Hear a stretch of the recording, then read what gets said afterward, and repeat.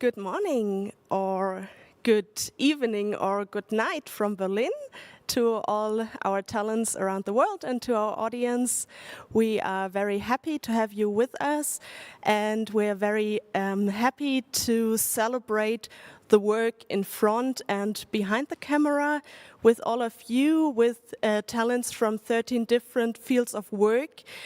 And today, this session is about, let's say, the hands-on magic behind the camera, and also the magic of the actors in crowd scenes, maybe not so highlighted or awarded or presented on our red carpets. And for this, to discuss these topics about the work of extras, I'm very happy to introduce your moderator for today, my dear colleague Julia Fidel, head of Berlinale Series, and a specialist on work on set. And I'm really happy to have Julia and our guests today with us. So Julia, whenever you're ready. Thank you, Christina. And yeah, welcome to our, I hope, very insightful extras talk. I'm wondering where to look into. Yeah, we're talking about an element of film and series making that is very dear to me, and also to the three people that I am with today. And we all share a very big fascination with extras. So welcome, Laura, Dennis, and Sarah. So for everybody in the audience, you can always ask us questions, but there will be a longer time to ask questions as well later. But let me first introduce the people we are talking to. Right now, Laura, you have been working as a first AD for more than 20 years now, which is strange because you're only 28. Yes. So from Enemy at the Gates to A Most Wanted Man to all 4 seasons of Babylon Berlin. And we talked a little bit beforehand, and my sentence for you was, extras set the tone of a scene, and that is why I handpick every face. Yep. You do. I do. And then Sarah, you are one of the 3 directors and founding members of the Casting Collective, which is UK's biggest and longest running extras agency. And you said to me that digitalization has changed extras casting massively, but still the greatest jobs are the ones where you're going in hands-on. Absolutely, absolutely. And the creative process around that is still the most exciting part of it, I think. And then Dennis, you joined Germany's biggest extras agency, Filmgesichter, in 2010, and you started as a casting agent for Hannah. You did the extras casting for the Grand Budapest Hotel, and then you switched sides and became an AD, and have been working as an AD ever since. And you told me that you are convinced that there is great creative potential in discovering background players, and incredible things can happen with the right direction when actors and extras meld together to build a new kind of reality. Indeed, indeed. So poetic. So I thought we should be structuring this talk a little bit into some bits, and I thought what would be best to start with, rather than talking about the problem with extras, because whenever we were all talking, that was the beginning of the conversation. Like, you know, the problem with extras is... So, Laura, the topic of extras, in your opinion, is often a neglected one that starts with a really strong discrepancy between a screenplay that you read and then a budget that you discuss. So can you tell us a bit more about that? Well, I mean, starting a discussion with problems is kind of, well, let's maybe start with, call it a challenge than a problem. I think you don't have a special recipe, and each production is different, but what we witness often in Germany is that the budget and what is written in the script is not more or less the same. So you're reading a script, you break it down, you make a breakdown, you do a schedule, then you talk to the line producer or to the production manager, and most of the time the first sentence that comes up is like, we don't have the money for that, it's not budgeted, but it's in the script. So it's always, or sometimes it's an awkward start on a production where it's read in the script and then somebody tells you, but it's not possible, we don't have the money for that, it's not budgeted. So well, there's where the work starts, because as long as it's in the script and nobody cuts it out, it has to be somehow manageable. So you start talking about solutions and you try to find a way how to and where to find the budget. I mean, of course, there's always money, but there is never enough money for what's written in the script. And this is sometimes the clash of the beginning, where you can start doing your work and convincing, because you also want to realize the vision of the director. You know that it's within budget and it's written in the script, but it's wrongly budgeted lots of times. And why do you think that is? So why do you think there is this big discrepancy, or like no understanding on the budget side for what is put in the script? I'm not sure if it's not an understanding, because I mean, you have productions and productions, you can't call it for all the same, but I think because it's called background, so I mean, it's hard to cut on cast, it's probably hard to cut on technical issues, it's hard to cut on costume, but it's probably easier to cut on background, because how it's called, it's background action. And you have great people that understand that a background sets the tone or the mood of the scene, which is great when you're working in such an environment. But if you hear like, yeah, we know we need them, but we don't really want them, or we don't really have the money, I mean, you have to work against your own production sometimes, which is difficult. And it's not that it's not the understanding, but most of the time it really comes with a wrong budgeted a thing. All right. So you told me this is when you get involved, because you want to realize the vision of the director. And how do you do that? How do you get involved? Well, first of all, you start like probably everybody else. I mean, you read a script, you start breaking it down, you make your breakdown sheets, you do a schedule, you put some numbers in the schedule, then you come forward. And then, of course, it takes it from there. The moment you agree on an amount of extras, then the work continues from there. So you start talking to art direction, you start talking to costume, you start to talk certain departments, because it's like, it's great that I want a chimney sweeper, but if it's not discussed and talked about it, I mean, this guy won't be in costume, and probably he doesn't have the bike and his equipment. So it's a long process to get to where you want, and there are lots of departments involved, and of course your crowd second is involved as well.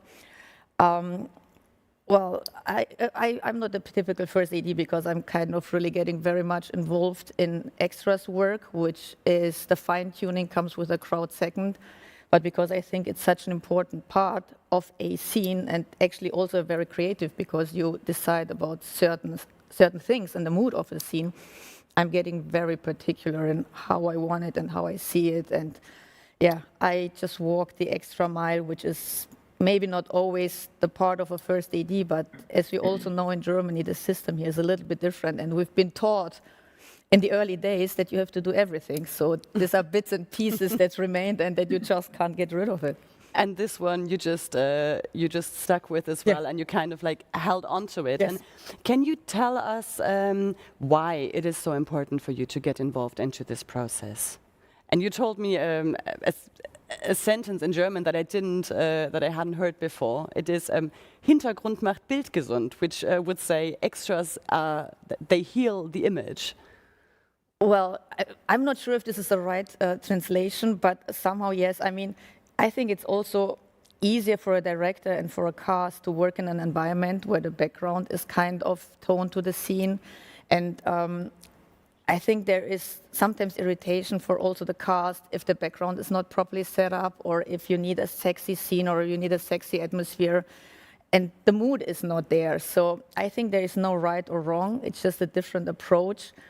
And yeah, for me, it's just very important how the background is and how you deal with people and how you make them walk. For example, it also depends. I mean, are you shooting historical? Are you shooting these days? It's always different. But even if you shoot a scene in a park, it's not just extras walking like robots. It's the guy that is walking the dog. It's the mother with the little child. It's the jogger. It's the old couple on the bench.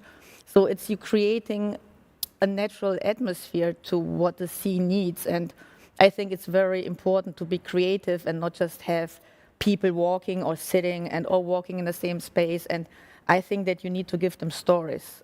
So the moment somebody has a story, it has a purpose. Telling somebody, you just walk to the lamppost, he's going to walk to the lamppost, but you will see that he's been told to walk to the lamppost. But if you tell him, hey, you're late for lunch, so please run, this is the direction you're running to, and then it's a different mood. The moment they get a story, they kind of much more involved, and they make it more real and more natural. And at the end of the day, this is not cast. Of course, they have their talents, but it's extras. They have no education in being in front of the camera most of the time, because you have a few professional extras in Germany, but it's not like England or America where you really can talk about people that make their living out of it.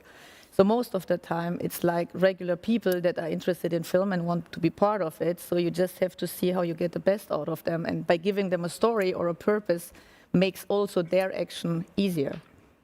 Absolutely, yeah, I fully understand that. And now, I mean, the question is, how do we actually find these extras, and how do we find good extras? And with that, and with your note that there are professional extras in Britain, we have an expert for that. So Sarah, you started in 1999 working as an extras casting agent, and then you started your own company with 3 friends and colleagues, and then how did you, I mean, basically you needed to build a whole new database to have these people. How did you do that? Well, when we first started, we already knew a handful of people to kind of, you know, we started getting calls quite early on. So we quite quickly had to pull in kind of friends and people that we knew to kind of facilitate people being on set. And then slowly we kind of built up through sourcing people and finding, you know, street casting, sourcing groups, looking towards community centres and building up the groups that we've got there. And then slowly word built up where people wanted to join us. And then as we started working on productions, more of the kind of group of people that do this more regularly realized that we were becoming a company that was getting work and started joining us. But a lot of it is kind of creatively looking for the right people for the right jobs, and that's the kind of way we've always worked through the last kind of 22 years, is that we've always kind of aimed to work really, really closely with production to build on trying to find exactly what they need. So it's not just a load of people on the street. It's kind of creatively finding the right group for each production. And sometimes it is the same people are getting the same jobs, but I think, you know, it's kind of building it up slowly. And in those days, it was very much kind of walking around and talking to people and giving flyers out and approaching people in that way. That was kind of the way that we've always worked. The way it started. And can you give us an overview how many people you have on your books today? Yeah.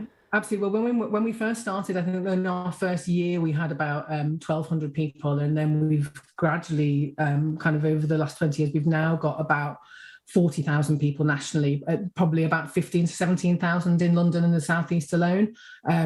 But we kind of use them regularly, and some people drift in and out of it, and some people are much more kind of do this on a more regular basis and would be kind of decided as a kind of professional extra.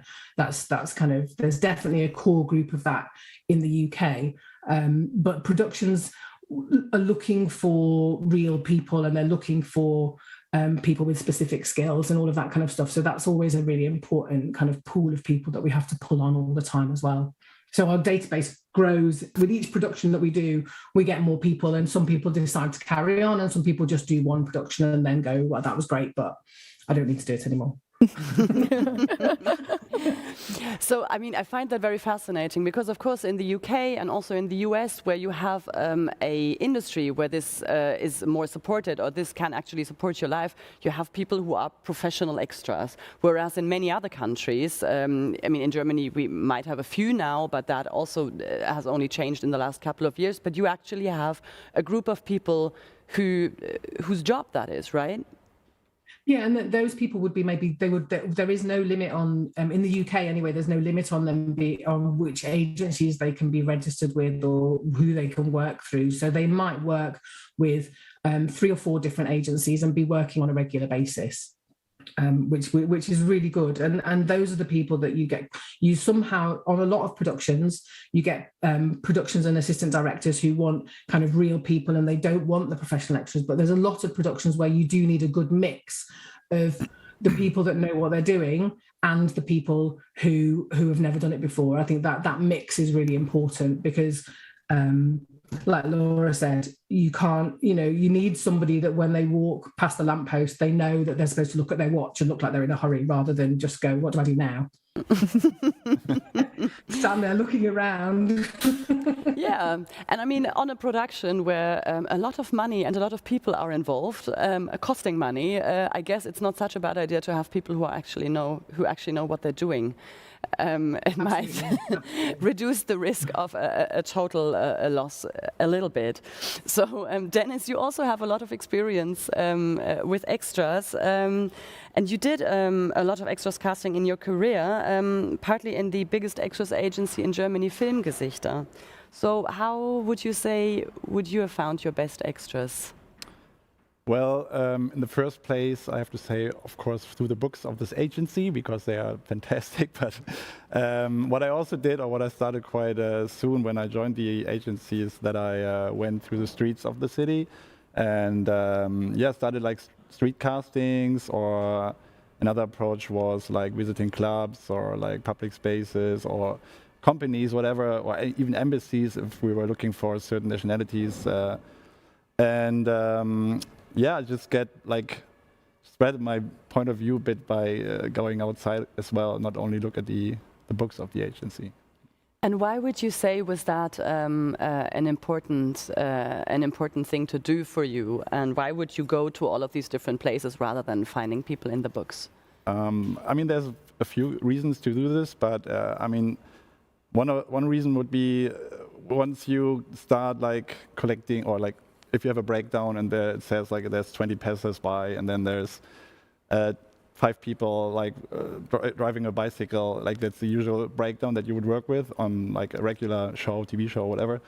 And if you want to get like a bit more authentic with the surrounding where you're shooting, for example, you would visit the set and try to get a real point of view of how the area looks like, what's happening there, like what is the real area. Like, you would see like a garbage truck suddenly passing by and you think, oh yeah, that's like a funny idea, why not having this? And just on the way here, for example, I saw a group of skaters that were like walking by and I thought, this is a nice group of people, because we were just talking about like a scene for a film that we are prepping now, which involves like skaters. And I like this group, so and if I was working with crowd on this show, I would have stopped by. I would have said, "Hey guys, you want to be part of this?" And then you have like a group of people that look very authentic by just walking and being skaters, and not if you do it on another show, you're like, okay, let's book like 3 people with skateboards, or even the props department comes in with skateboards and hands it to like 3 guys that have never seen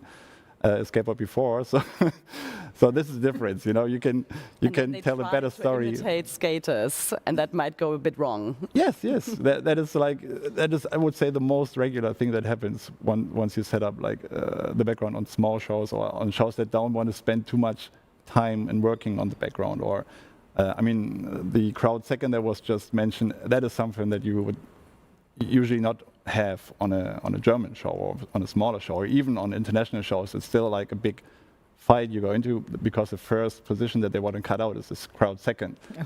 And it's always like, yeah, we have a crowd agency. Why can't we just like ask for 50 people and they will be there?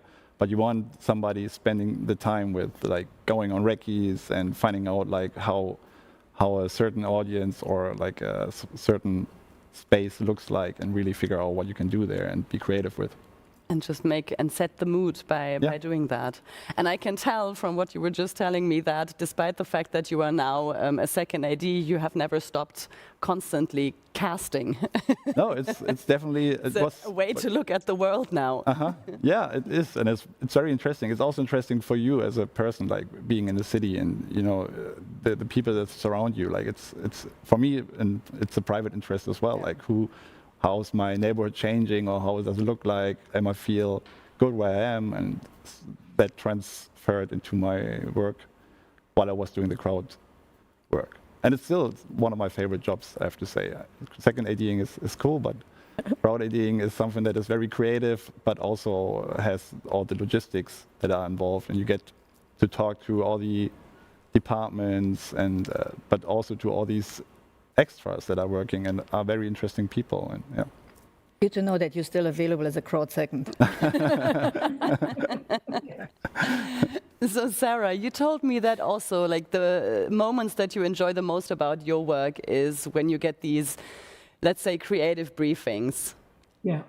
I think, and just like Dennis said, I think it's one of those things, doing the crowd, it never kind of leaves you. It hits all parts of your life. You can find yourself on a train. I was on a train on the way to Ascot, and there was all these beautiful people in these amazing suits. And I was like, well, this is what you would cast if you were doing this as a film sequence. But I think like Dennis said, it's like the people on the books that do this regularly are amazing, and we use them all the time. But one of the most exciting things about the job, I think, is working with the production and finding the things that they might think is unusual, or making suggestions for things that they want, or specifically getting a difficult brief where production or the director has said, I want this particular thing, and then having to work out a logistical way to go and kind of source those people and find them. I've had to do that quite a lot on a lot of big productions we've done, both from when we first started on Band of Brothers, finding people with real military experience, because soldiers stand differently in a uniform to kind of regular people, and I think, and also then kind of when I did Clash of the Titans, kind of they wanted these 7-foot Maasai warrior people, and it was like, okay, how are we going to find 7 foot? And I found lots of 6'6" people, and it was like, no, they're not tall enough, keep going. And so you kind of you know, it became a kind of a month's worth of street casting, and just going out and just having to find as many people as possible. And I think, you know, that I find really exciting, the problem solving and the creative side of it, and then working directly with production as well to kind of resolve that and come up with solutions, is probably one of the most exciting parts of the job still, I think. So Dennis, what would you say what was your most creative and most involved street casting experience? Yeah. I mean, that for sure was Grand Budapest Hotel, because there was almost only street casting in terms of all the features or like core group of extras that would work in front of the camera with Wes Anderson. And yeah, like that was because Wes Anderson was like, we shot in the city of Görlitz, which is not like a big town, so he would like you know, on recce's or in scouting, he would drive through the city, and then he'd for example pass like a guy with a super tall dog, and then his assistant would come back to the office, and he would be like, you know, there's this guy in Görlitz, he walks his dog that is this tall every day, I want to have him in this scene as this character. And then you're like, oh, fine. Okay, yeah, I can try to find him. And this is how it started. Like the dog, or the guy with the dog was how it started. And then every day there was like you did find that guy with the dog. Yeah, we found most of the people. Like one of the most like difficult person was a lady from a supermarket that was supposed to have a mustache. A mustache. Mustache, yeah. So that was interesting, and then so you would walk around Görlitz and trying to find that particular person, and then retrace his steps and retrace the steps, and then you were still looking, and then there was Wes Anderson does this very beautiful like of his movies. So one day you would go back to the office, and then you look at the new storyboards or like a new little animation, and then suddenly you would find that character and that animation already, but you haven't found that person. So so you got to panic and okay, we have to find this person because he now wants this, and you cannot recreate like this certain character. And then you go back to the city, you find that person, and then once you found it, the next difficulty would be to convince them to go actually or be part of a movie, because they were like, who? Wes Anderson? What are they doing? So that was fun, but very intense for sure. And you told me that he was actually getting involved in the actual in the casting tapes and everything of that as well. Yeah, there were either these characters that he would want in his movies, like that he found, and he was like, okay, they are visually interesting, I want to have them in the movie. Or if there are like certain characters, like for example, the boy in the beginning of the movie, we would try to organize video castings with these guys, but he would be part in the video casting, like was me and him. Wes Anderson was doing the camera, and I was the character that he would, play with or interact with. And if he didn't like it, he would say, Dennis, take over the camera, and then he would jump into the scene and do the casting with that person. And that was for me. And at that moment of my career, I was like, oh yeah, this is interesting. I like that they spend so much time with this because I didn't know that it's very particular or very special that he's taking part in each of these castings. But it's looking back to it, I always said I would, when we were shooting it, I always thought I would want to write a book about the casting with like 2 pages for each of the characters that you would find in the movie. And never did it, but I'm sure it would have been worth a read. So this is a very involved and very a particular way of dealing with that, which I'm sure not everybody can afford, both time-wise and budget-wise. And why would you say was this something that was so important to him, to Wes Anderson? Why did he do it like that? I mean, it's quite obvious that he's building these very special. He's building these very special characters, but also the surroundings or everything is so stylized, and he does it really well with the cast as well. He has a huge amount of cast that he puts into these very quirky characters. But if you would, spend like hours in creating these beautiful characters out of like 100 cast members, and you have them in the show, but the whole background is just like being cast from, without spending as much effort on them, then they are like in a wrong atmosphere or a wrong surrounding. Yeah. And by spending this time as well with the background, you just give the whole movie this type of feeling, and you can feel it like, any moment when an actor enters the elevator and the elevator boy looks special, or the guy at the reception who was the hotel owner where Wes would live, and he was like, I want this guy to be part of the movie. Like there was 8 shoot days, and of course the hotel owner was like, I don't have the time to shoot. I'm a hotel owner, so how would I? But it's worth to do it like this, and this way you create like a full immersive experience of what he wants to create, his special world of these quirky people. And you just touched something else, which is that there is a hotel owner in the film that is a real, actual hotel owner. And that was important to him because he might be the best person to be a hotel owner. Now, when we're talking about the actual work on set, Laura, I remember a situation in Babylon, Berlin, where we were in a big dance scene, and a dancer injured their foot. And then one of the extras, who was dressed as a was a doctor, came over and said, "Can I help?" And then we all found that very funny, and we were laughing, saying, "Oh my God, look at him! He's totally method acting. You know, his extras work. He is, you know, pretending to be. He's totally gotten into his role." Until we realized that all the doctors and all the nurses on the set were actually really doctors and real nurses. And you did that. Why did you choose to do that? Well, it makes your life easier and more authentic.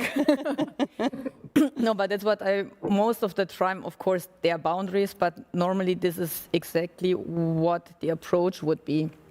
I mean, if you look for doctors, cast real doctors. If you look for nurses, cast real nurses. If you look for skateboarders, look for real skateboarders. They walk differently, they move differently, and also they're confident in what they're doing, because if you ask them to be a doctor, they feel safe because they know what they're doing, and you're also safe because sometimes a take takes longer, or you have been briefing them and stuff like that.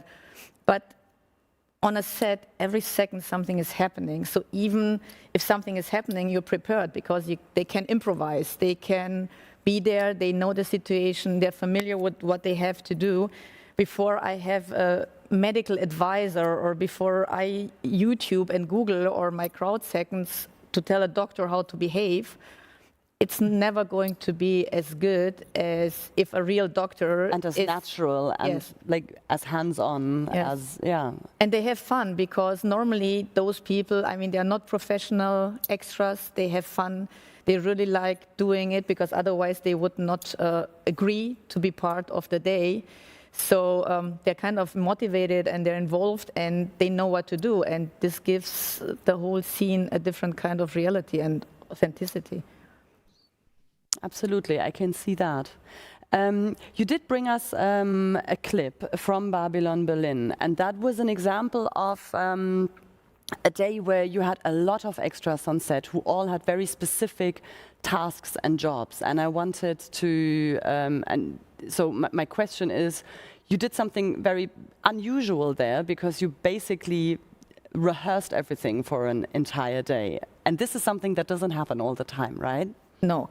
I mean, honestly speaking, rehearsals are not my cup of tea in general, because you can rehearse. No, but you can rehearse, and every rehearsal is different. So the second one is never like the first one, and the third one is never like the first one. So sometimes, even if you don't rehearse and you just shoot a rehearsal, like we call it, it's like so many things are happening. Of course, you brief everybody and you stage everybody, but still, you can be 100% sure, especially also when you're doing historical shoots, the car is never going to be on that second when this guy is supposed to cross the street, or this lady doesn't start because she waited for the cue of this guy when he crosses the road. So, but why did you rehearse the one that we're going to see? Yeah, because it was, you have, like I said in the beginning, you don't have a special recipe. I mean, the one approach is like to stage and to do things and just freestyle and wait what's the outcome, but in a good way, of course.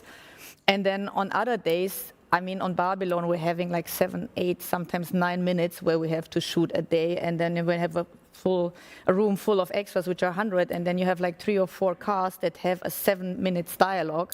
This is different, and sometimes our directors, they are very creative. They wanted originally to shoot an 8-minute scenes in one take.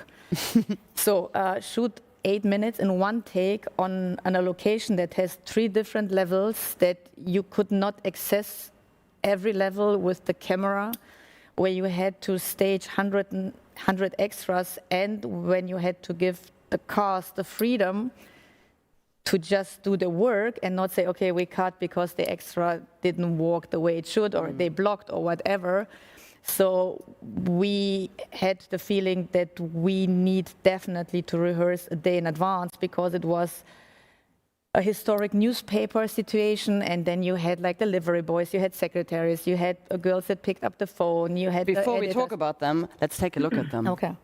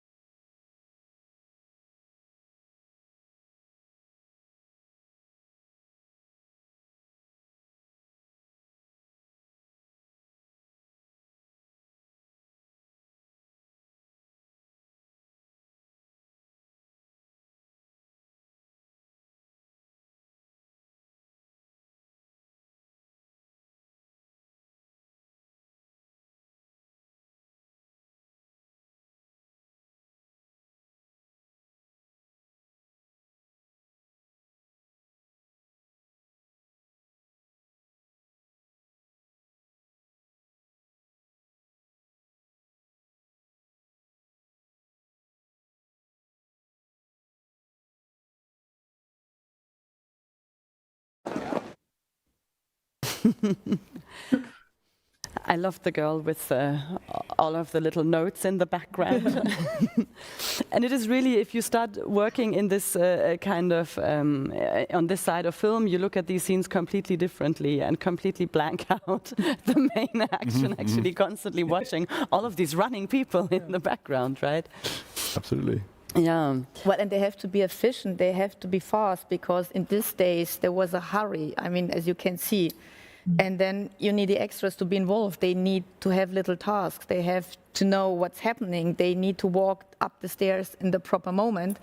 And if you shoot 8 minutes a day with 3 cameras, I mean, doing that in the morning, especially if you want to do it one shot out of it, it's almost impossible. So, and in this particular scene, I mean, we had really technical challenges because there were spots where the Steadicam could not enter because there was the cast. So we really cut out railing pieces, and the crane waited for the Steadicam. The Steadicam guys stepped on the crane platform.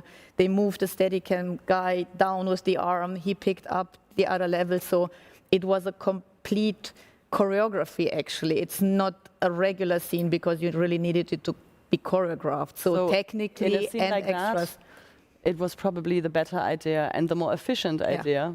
And budget saving to do a full day's rehearsal. I mean, you can imagine the face of the production if you come and say, oh, I need like 100 extras for rehearsal day, and we need a technical crew, and they're like, yeah, of course, you dream on.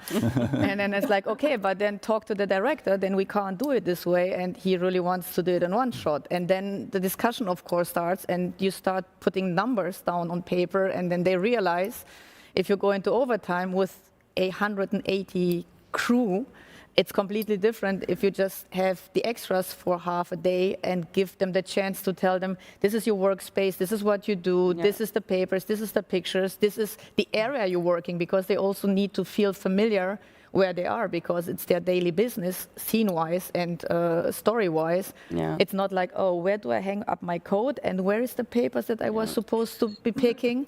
So this is why you just give them the whole brief, and then you make them feel comfortable in this kind of set, and also try to tell them and stage them to move fast, to look at the colleagues and not look all the time at the cast, but I mean, find the balance when to look, when being interested. Oh, this is the boss of the newspaper. Oh no, but I'm not interested. I have now something else to do.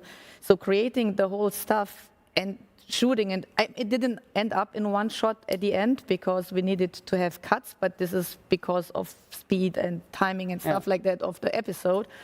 But we shot it in almost one, and this is crazy. If you don't do it like in advance, I mean, you're not going to make it. No. I mean, everybody who says it, I mean, I'm really curious. I would love to visit that set then. Yeah. So this was kind of a fast track. So they all had one day to get familiar with each other, get familiar with the actors, and get familiar with their action and their new jobs in this office. And also taking care that they don't hit the camera, because as they move fast and they're of course into it, and then you just brief them and stage them and tell them you must be efficient, you must be fast, you must be da-da-da, watch the actors. But then there's of course also the technical stuff. Don't hit the Steadicam guy and make sure. We were talking about that, right? That normally the actors are not in so much danger, but the camera operators are in a lot of dangers, many times. Yeah. So so this was a one-day preparation to achieve all of this. No, rehearsal. The preparation for that was of course a one day for the extras themselves. And then Dennis, you were telling us a little bit about a situation where there was quite an extreme approach to making sure that the extras and the actors would act naturally with each other, and that was something that you saw on the set of Terrence Malick. Yeah, correct. I was second AD on that show, but a colleague of mine, Philipp Kramer, who did the crowd AD work there, was setting this whole atmosphere up. And he, the approach there was, because it was Hidden Life was a historic film, like in the Second World War. Hidden Life that he shot here in the south of Germany, right? Yeah, like North Austria and south of Germany, and also a bit in Berlin. But we were spending most of the time in the mountains, and of course, there you in the first place you don't have like a big amount of extras in certain agencies, so you would get into this whole, like, we find people in this little village, and from the surroundings, because like even if you'd find them in the nearest city, they would still drive like an hour to wherever you would shoot. So the approach was to find a lot of people from the small villages, the small areas where we were shooting, and once we had like a core group of like the villagers where August Diel, Franz Jägerstätter was his character, was living in, we brought this group together and had them spending, I think it was 3 weeks or 4 weeks among each other or with each other. And on top of that, we brought the actors early and had them spend time on the fields, in the villages, like learn how to handle animals, learn how to make butter out of milk, you know, all this stuff. They did everything, even though it wasn't like a lot of it wasn't in the film, but they knew everything. They knew how it was. And after 2 or 3 weeks of doing this work with the extras, they were tired, and that was authentic as well for their play. Like they were like physically tired, and you know they at the same time they also got to know all these people that were in the background that was supposed to be like the other villagers that would surround him, and that they would share the work on the field with. And yeah, it was a great community of like our main cast and these 30, 40 extras that we had as our regulars there. So, I mean, you kind of explained that already. This has been done because there was a certain authenticity with the traditional jobs, and also with you were saying that this was also something that was important within the kind of direction that was then done, because it's also a question of then how do you work with these people, how do you direct them?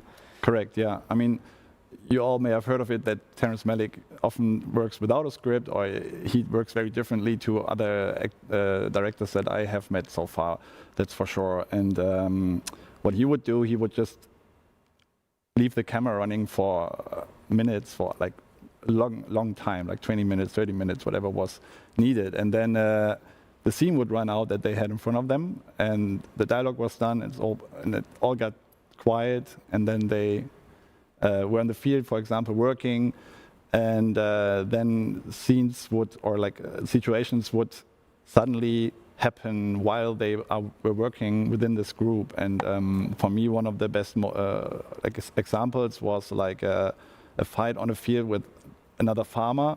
He was kind of our main person to talk to when it was about field work. So he knew all the stuff, he knew all the people in the village. And then August, he got more and more into this. I'm the lead here, you know. I know what, you know. It's more about me now. And then he was trying to get to the role of the film, but that was but which was part of the story as well. That, you know, he was suddenly in the middle of this whole community, and everyone was like blaming him for taking this this position that he was taking there. So in the end, there was this moment where, you know, with our actors being super tired and stressed, and with the extras around, which knew them. There was a conflict coming up, and you could feel that August, for example, he was kind of trying to trigger that conflict as well. And the extra totally joined this whole thing, or kind of got offended in a way. And then it was not like a big deal, but it was very authentic. You could see it, and it built up really strong in this like 15 minutes of a take. And it's in the film. If you watch it, you will realize which moment I'm talking of. It's so real, and it's with an extra in front or next to our like main actor, and it's a very strong scene. And that is something that you would normally never have, because you have a very strong natural distance between actors and extras, and very often on sets you have to tell the extras that they can stand close to the actors, because they kind of like have this natural. Of course, and they have that is all gone. They have their respect, and there's no dynamic between the actors and the extras, because they are like, you know, we're background and they do their stuff, and but there is a certain observation level normally, and that was all that was all gone. They have a real they're real interactive with each other, and they have their problems already, or they know their own dynamics, and that's very interesting. It's also for the kids, for example, in Hidden Life. They were all extras. They were from the villages there, and so they were kids from a farm, and they would exactly know how to handle like a cow and whatever, and so they never got a real direction what's supposed to happen in the scene or so. They were just, you know, you're kids. You don't know what's going on in this world at this time. So do what you want to do. And you know, while there was a big conflict between Valerie Pachner and Augustine in the scene, they were just having fun with the chicken that was running through the corridor. So, and these kids especially, they are so important for this movie because it's also heavy and so conflict driven. And then suddenly you have this beautiful 3 girls that are so full of joy and not understanding what this whole thing is about. And if you bring an actor in there, you know, he would, or like the parents in that case, would kind of prepare the kid, like, you know, today there's probably it's about the war, and then suddenly it all gets, they not act this free as they did, and that was was really impressive. That sounds impressive. Before we go into the question of what future and trends you kind of see in the world of extras, I hear that there are a few questions. Hello. Can't hear you yet. Oh, now we can hear you. It might be delayed. My name is Joy. I'm from Los Angeles. I am actually a background actor. I've been one for about 7 years now, on and off, you know, juggling that with school and work. But I have a question. I love being on set in Los Angeles, but I think I want to branch out in Europe, and I want to know, do you have pilot season here? Do you film maybe more in summer, or are you filming all year round? I would love to know, and possibly register once I get a work visa and maybe work on set here in Europe. Thank you. Sarah, do you want to take that for the UK? Yeah, absolutely. Just still kind of Europe. Yeah, unfortunately, only kind of. I think providing that you've got a work visa, then there's no problem at all. Particularly for a company like ours, where we have obviously people that are registered as our main core group of people that will be registered with us for a year. But we also regularly have kind of urgent castings where we're looking for more people for different things. So there would be no reason why, if you were in the UK, for example, for the summer, you could come and just join us for the summer. And then we don't really have a pilot season, but we generally are quite busy all year. So although the summer traditionally is always the busiest because of the long days. So because of daylight hours, the filming, it kind of tends to ramp up in the summer. That's a good time to be for filming in the UK. And then I think, you know, you would just register and you would just do whatever we had that you were suitable for. We would put you forward for without any problem at all. But I don't know how it works differently in Germany, maybe, but that's what we would do. We well, certainly the daylight hours. But on the other side, we're busy all year long. I mean, looking back at the last years, I mean, there is constant work. I mean, I can't say that there is a time where it doesn't run smoothly or there's not enough to do. You just have to register with the proper agencies and then see when your kind of type is needed, and then the agencies, they will put you forward. Yeah, and but I guess from, let's say, April onwards, things really take off. Yeah.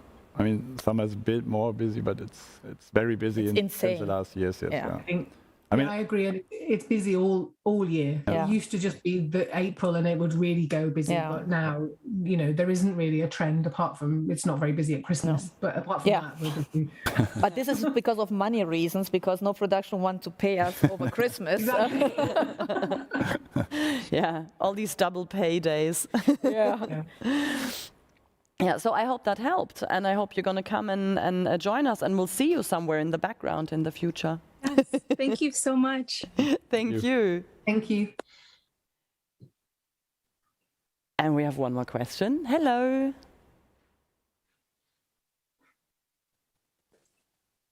Hi. Hello. Hello. Hi.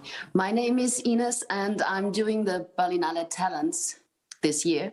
And I'm from audience design and acting.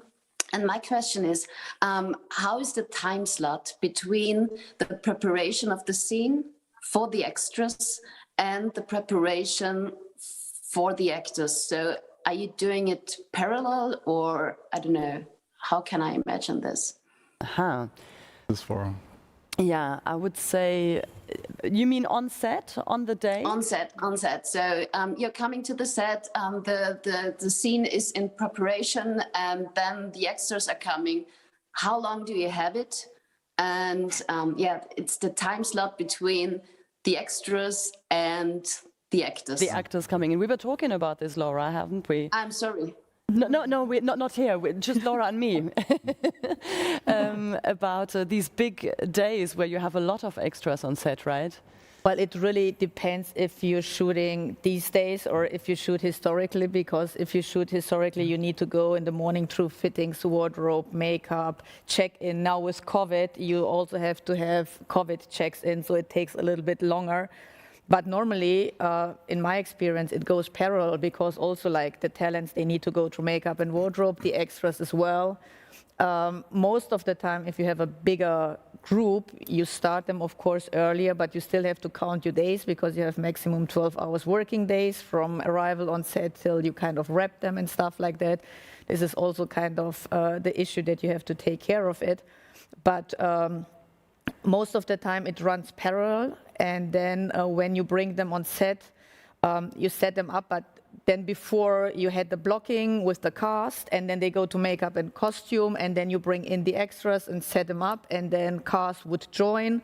Depends again on how big the scene is or not. And sometimes you do a rehearsal with all of them, and sometimes you just had a staging and a kind of a rehearsal with extras, because they know what to do, and the cast has been rehearsed before. So sometimes even cast, they want to go for it, because the first take, it's the most real one. Sometimes they don't know what's happening, and it's a surprise for them and stuff like that. But then again, you also have different cast with different approaches. But normally it's going parallel, but while the cast is in makeup and wardrobe, you bring extras on set, you stage them, you set them up. Then the cast is joining, and then you go for, let's shoot a rehearsal, how we call it. But and then you go for Maybe second and third. the take. Yes, exactly. And if it works well, most of the time it's cool, and otherwise you go for a second and a third one. Okay, because it's great, because I'm doing this with my students, with my acting students. So I'm working on different scenes, and they're working parallel. So I wanted to know how you manage this. So it's great. Thank you. I have another question to Sarah. Is she overlooking the New York market, the extras market? No, we're predominantly UK. We're predominantly UK based, and we do have people that travel to Europe when as much as possible as they're allowed, when production requires it. But we're not currently in the New York market. No, I know a little bit about it, but we're not.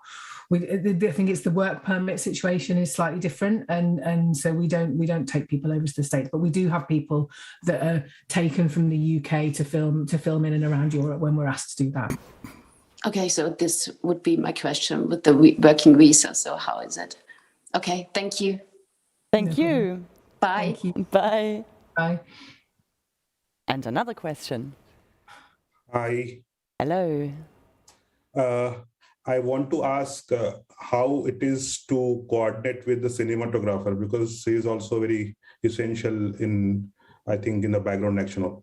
So how you people coordinate with the cinematographer, and particularly when he want to improvise the scene? So how the extras work? Like all ADs and cinematographer and extras, the coordination of it, I would like to the coordination of bigger extra scenes with the cinematographer, you mean? Yeah. I mean, I think that is something that, I mean, the time where you set up the extras, for example, after the blocking with the cast, you know, when you set up the camera and you go through like the first camera rehearsals, that is the moment where you would have like, for example, the stand-ins in front of the camera, and there's this whole choreography starting if there's any movement involved from with the camera together. And that is the moment where you get like also the DOP involved into the whole background action, of course, because I mean there's a few basics that you never do yet. You would never like have an extra walk parallel with the camera. You know, all these things you would rather have people crossing, or everyone probably in his career has sent an extra through like one of the, you know, a hard light that was set up somewhere, you know, it happens. And then these basics, you know, you learn during your career, but the time that you spend with the stand-ins while setting up the extras, you know, and the DOP really gets into the core of the shot while setting it up, that is really the moment where you spend most of the time also discussing the background with him. But most of the time they know, of course, what's happening in the scene. But I mean, me personally, rarely. I mean, but there are different approaches. We're never doing a rehearsal just for camera and stuff like that. Only if it's complicated and it's with dance scenes and he walks handheld through a crowded dancing crowd, so that even the crowd knows this is where the camera is going to walk, but it's not a creative one. It's more a technical rehearsal. It's kind of like, we call it... to save his life. Yeah, and to save his life, of course. It's more a stop-and-go rehearsal kind of thing, so that they know what the technical issue is, that the DP knows, okay, this is when they go apart, and this is where they close again, and also for the cast who knows, oh, he's really walking in the middle of us. But if you have, for example, crane shots or stuff like that, you just go for it, because the crane can move whatever. It's just... the moment you become specific and they need to go into the crowd and be part of the crowd, then you have to do at least a technical run-through. But rarely you do a full rehearsal just for the DP. Most of the time they don't even want it, because they want also to be surprised and catch moments that you don't catch if it's all perfectly set up in advance. I think one good example I could add is Bridge of Spies with Steven Spielberg, where he's using this technique of like the motivational camera movement. So you always have like the camera moving with motivated by a certain movement in front of the camera, or an item being picked up or whatever. Yeah. And this, while we were filming Bridge of Spies, we used a lot of background action to get, for example, the scene started. You know, you would have like a certain construction guy setting, you know, at the wall or at a certain construction, and then he would start the whole scene, and that was always discussed with the DP when we were setting up the camera. So that was very essential in this with this type of filming, the motivated camera movements. But those are specific. I mean, you discussed them before, like you move to the left and the pen takes you to the cast, and then you're on the cast, and then something happens in the background and that takes you somewhere else. But this is like, again, a kind of choreography. And of course, the moment you choreograph something, you have certain approaches depending on the needs you have for the scene. Did that help? Obviously, hopefully. I hope he said yes. Yeah, we couldn't hear you. Yes, my sound was muted. Yeah. It is very helpful. I mean, so because I gone through it, and my first study was ill on the set of my film. So my cinematographer was very actively involved. So I wondered how it is the practice worldwide. Can be. Could be. Well, thank you very much for your question. Yeah. Next question is coming. Hello. Hi. Can you hear me? Yeah. Yes. Okay, perfect. I'm Elise. I have a question for Sarah specifically. I've recently graduated from university with a theatre degree, and I'm wanting to get into casting and working in the same way you do, casting extras and background artists. And I just wanted to know if you had any specific tips or advice for me into getting into that field, as it is obviously very competitive and difficult. I think one of the things that there's two ways. I mean, one is to look for work experience, or when agencies like ours are advertising and recruiting people. But another way, that one of the things that extras do, if you're doing extra work, then you can easily, when people are doing that regularly, the direction people can end up going in is into then casting and getting because doing extra work gives you a really good understanding, I think, of how a film set works, which is not something that necessarily people have a good understanding of before they're actually been there.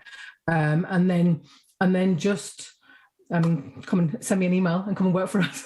Well, I have actually applied to the role that you have advertised, and I've been working with you guys. So this is... I know. Well, I'm here. Live interview. Yeah. We're all witnessing this. No pressure, Sarah. No. What are your qualities? For me, the most important thing is good organizational skills and being able to work alongside kind of the crew at all times and being able to be reactive, but also a kind of real creative eye for thinking about every single sequence that you're working on, whether it's 10 passerbys or whether it's soldiers in a Second World War film. Actually thinking and creatively looking at what you're looking for would be my tip. Thank you very much. That's so helpful. Because also, Sarah, what you were saying was that now with digitalization, it has become so easy to just throw together a lot of a big group of extras. But then with that, I guess the organizational side of it and the actually keeping track of all of that, because you don't have these people at hand so much anymore, has become maybe even more important. Would you say? Yeah, absolutely. And I think when I first started doing this, we would have to phone people and page them. Goodness me, that was a long time ago. And availability check them in that way and speak to everybody individually on the phone. Whereas now it's much more digitally based and much more availability checked through emails and through things like that. And we a lot of people can now apply to register with us, for example, through our website and online, rather than kind of do the days of kind of, particularly through COVID, the days of big open castings where you meet 1,000 people. It's been a while since we've had to do anything like that. So the digital side of it has really, really progressed, but it's really important to retain that kind of personal touch in terms of thinking about who you're booking and looking at what you've got. And I can now book 300 people in about 10 minutes, as opposed to that would have taken a week beforehand, I think. Yeah.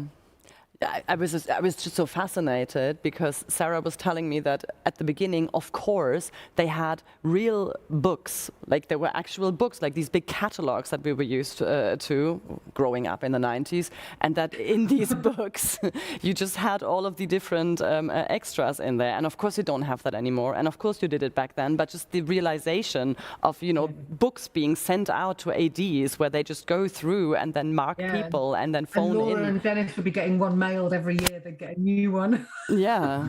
One on their desk, and then you'd have the books from all the agencies would be there. But you had to have more, because if you have parallel productions, I mean, if we have the books, Dennis would not have them, or you had like copies of tons and tons of them. So yeah, life became way easier with digitalization. You have to carry them around at least. Yes. All right, let's have the next. Thank you very much for your question. It inspired us, as you can see. Thank you very much. Hello. Oh, in the jungle. Oh, hi. Thank you very much. It's very interesting and inspiring conversation. As a big beginning director, of course I have to say it's a dream to work with you and the extras in such a number, like in some films, and this focus on choosing them like you described. It's amazing and inspiring.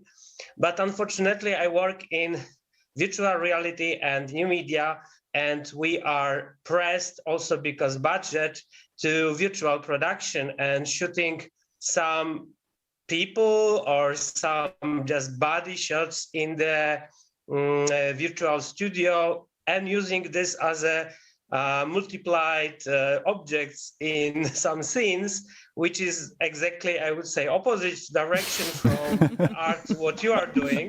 And I am not happy with this, but I am interested about your opinion, because you notice that it's possible to multiply some limited number of extras as a crowd, and quality of this is less, but technical aspect and budget-wise, it's amazing.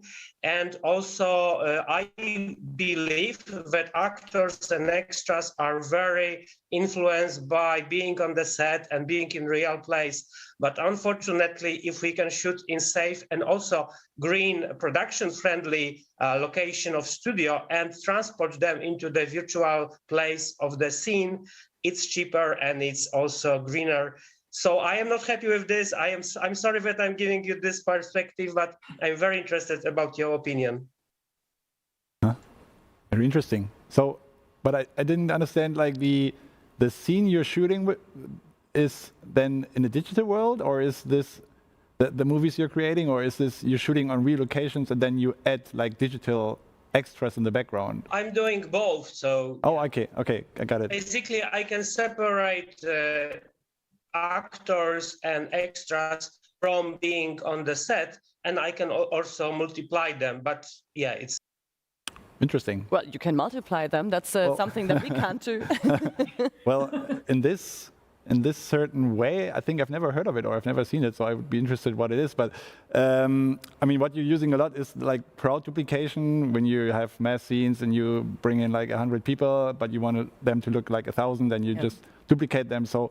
And on all these Marvel or like even Matrix that was recently shot here, you would digitalize every character by a body scan, and to kind of, especially for stunts or whatever, big CGI scenes, you are able to replace that real body that you had in the scene by his digital friend who then blows up. Or whatever, you can't do the 3D real extra. So, in this certain ways, we've done that, and we're doing it quite often. Yeah. But yeah, I mean, like to have a focus on like a digital phase, I've never seen that. I've seen it maybe in Babylon Berlin, you know, for the Alexanderplatz shots.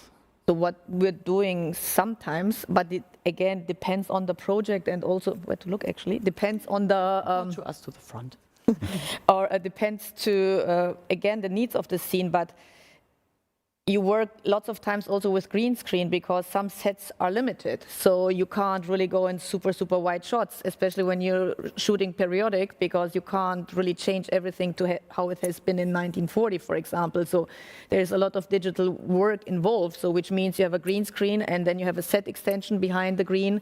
And most of the time, it's not only the set extension that is needed, but you need cars that are passing. You have to duplicate and clone cars and extras and stuff like that.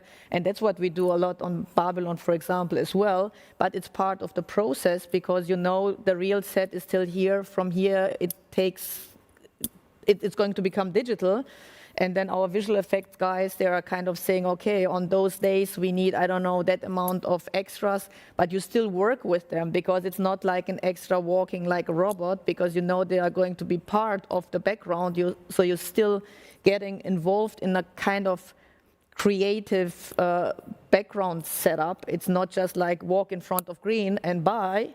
So it's a little bit of an issue as well, or they're sitting in a concert. This is completely different. I mean, if you have Carnegie Hall, you have probably the first couple of rows, you have 100 extras and the background is already cloning, but it's part of our work because most of the time you can't afford having 5,000 extras a day, for example.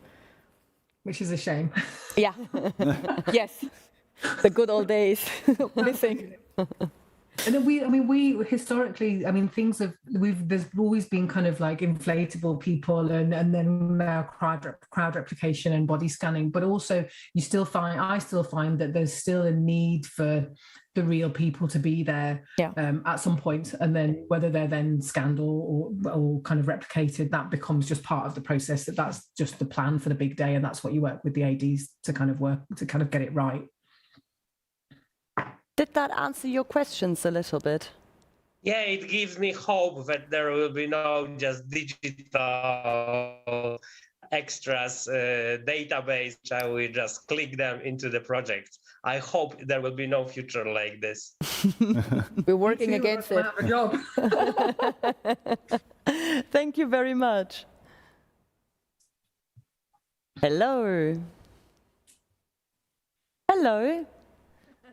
Hi, I'm Corinna Nilsson. I'm an actress from Cologne, and I have a question. I once worked in Montreal as an actress, and it was an American production, and I was surprised because I wasn't allowed to speak to the extras, and the director wasn't allowed to speak to the extras too, because then the status of this special extra changed.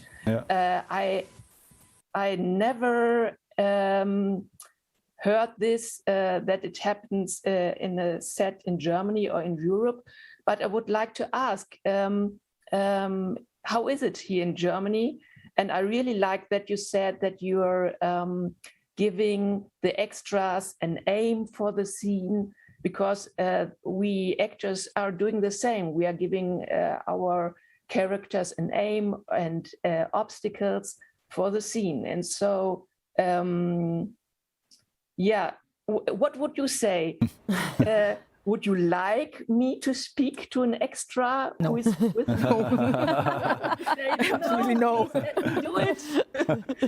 That's a great question, because you run into this situation quite often with directors from like the States, for example, that would work here, and then they're like, I want to change this. Can we make him move the other way or so? And then he stands right next to him, and you're like, okay, yeah. I mean, I will tell him, but you can tell him as well. Kind of heard you too. and then you're like, oh, I can talk to him. And then they're like, oh, I'm so surprised that I actually have this opportunity here. And a lot of directors actually like the. I haven't met anyone who said, why would I? So I'd rather not. I'd rather. Yeah. No, I mean, of course, they won't talk to every single person, and you have to have kind of a barrier there, but they gain from it a lot, and that's the first thing as a quality that I told like the cast and the director once they've started here, that this is something that is not existing. Once you feel like you want to interact as an actor with somebody passing by, you can totally do this. It's not like a financial disaster the moment you do this. So. Yeah, it really benefits production as well. The more involved the extras are in the scene, and the more they understand what they're doing, and the more they're made to feel part of the production, which they are, then generally the better they react. I mean, there's obviously protocols in place that you're not allowed to go and have your picture taken with people, and you're not allowed. They have ways that they're expected to behave, but if they're treated professionally and in a way that they're part of it, then they generally respond really well to that. I think, in my experience. But you should run this by the ADs. I mean, what I hate most on set is if a cast starts talking to extras and you just turned your back and they just staged him, and then a cast is coming and telling him something completely different. And the first thing after the set is like, why didn't you do this? I'm like, oh, but I've been told. So I think there is a hierarchy and a protocol on set which you should obey. And then, of course, the interaction between cast and extras is super, super important.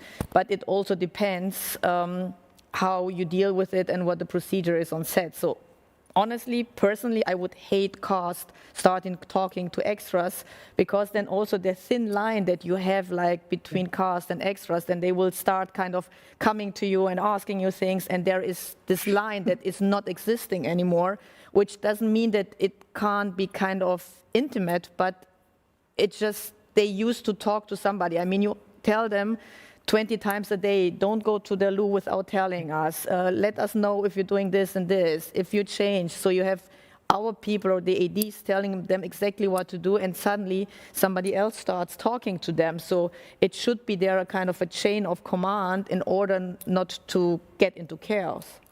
And also, I guess, it's also again the question of, you know, having a professional extra, or I mean, a lot of these people who are in Germany or also in many other countries coming to a set to be an extra are people who are just generally interested in, you know, figuring out what is going on set, and then you also can get them with certain actors that they like, and then they come in, and then if you don't have a really strong hierarchy or a strong line, as you say, in between, then they will just get, you know, just talk to this one actor and tell him how much you loved him on last Sunday's program and everything. And ask you for the phone number and for pictures, even if they're not allowed to take their mobiles on set and stuff like that. I mean, I was laughing and it's funny, and there are lots of circumstances that you actually... And they are normally very nice people who are coming as extras, but of course you always have this... It is very hard to understand all of these rules that are normally not really spelled out to you. Yeah, and I think one of the positions of us, like as an agency, and I think Laura's completely right, is that one of my jobs is to make sure that the extras are completely briefed and understand as much as possible about how it's going to work, who you're answerable to, that the second AD and the third AD and the first AD are the people that, you know, you have to do what they say and you have to behave in a certain way, and it is very drilled into them. In my context, that, you know, it's not appropriate to speak to actors, it's not appropriate to speak to the director. It's different if it's different the other way around, but generally the line is there and the protocols are there, and it's your job to do what the AD department say, basically. And I also witnessed suddenly extras telling the director, Jean-Jacques Arnaud, that it's completely wrong what he's doing. You're standing there and it's like, okay, good, let's move on. No, this is not the approach. These things do happen, yeah. Never mind of the briefing. So I guess you got an overview of the pros and cons from all sides. Thank you very much. Sind wir schon in den Q&As? Hello, last question from this man. Hello. Oh, it's a frozen picture. Or it's a person who can keep very still. Yeah, very concentrated. No questions. Maybe we try that again.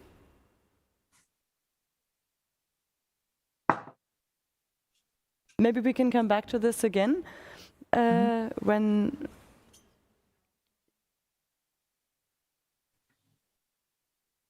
All right. So yeah, we'll try. But if we can't get this question again, what would you say? Just to, you know, wrap things up and look a little bit into the present and the future of working with extras. What would you say are the biggest trends that you are seeing? What is something that you are hoping for, that you would like to be a trend in this area? Maybe Sarah, you want to give us your 2 cents? I think when we talked before, I think one of the things that, you know, there's definitely an increase in overall diversity in casting, I think, and just kind of broadening what we're looking for, while at the same time focusing on people being right for the job. For example, when Laura said about finding real doctors and real medics and finding real people. But within that, you know, 20 years ago, you would never, within a kind of Second World War or First World War drama, you would never have really had any diversity. And a man in his mid-20s with the right hair, who's a certain size, is always going to get a lot of work. That's just the way the industry is. They're always going to be in everything. Particularly if they're flexible with their haircut, and if they can skateboard as well, then they'll definitely get lots of work. You know, but if he can be 1940s, 1910s and all of that, and then grow his hair for other periods, that's great.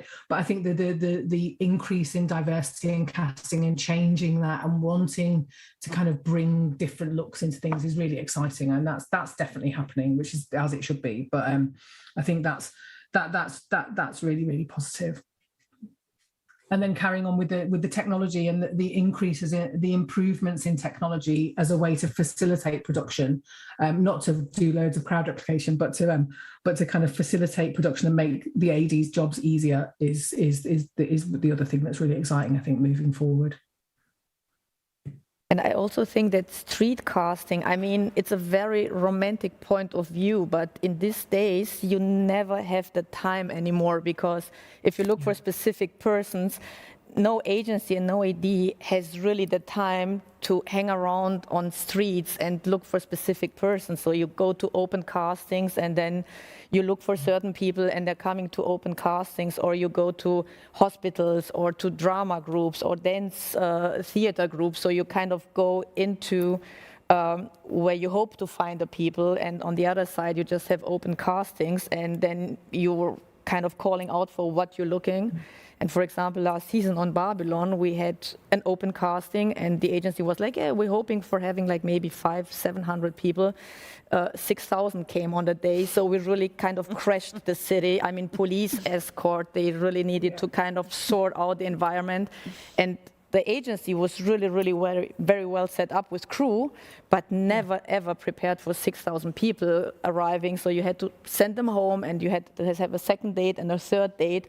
So I think if the project is right, or the people you're looking for is special, I think that they're kind of willing, especially like Dennis said, in smaller cities where you don't have an agency, they're all very curious on what film is, because of course they romanticize. They don't know that it's like 12 hours and they're supposed to sit and they're being told when to eat and when to talk and not to talk, and don't use their mobile phones and all the rules that you have on set. So we actually crashed their romance thought quite soon. But still, so many people are still fascinating about film. So the moment if you go into more rural areas or you look for certain people, it's a very fascinating thing, because then they come to you. And what I also feel like Dennis said, like, who the fuck is Anderson? So if you kind of ask them to come, they're on a voluntary thing. They decide to come and they decide to be part of it, instead of being kind of surprised on the street and don't know where you're going to be asked to do. So of course you have a trust, and of course you know certain names, but even if they say yes, it doesn't really mean that they will show up and come, because they don't know where they kind of need to be.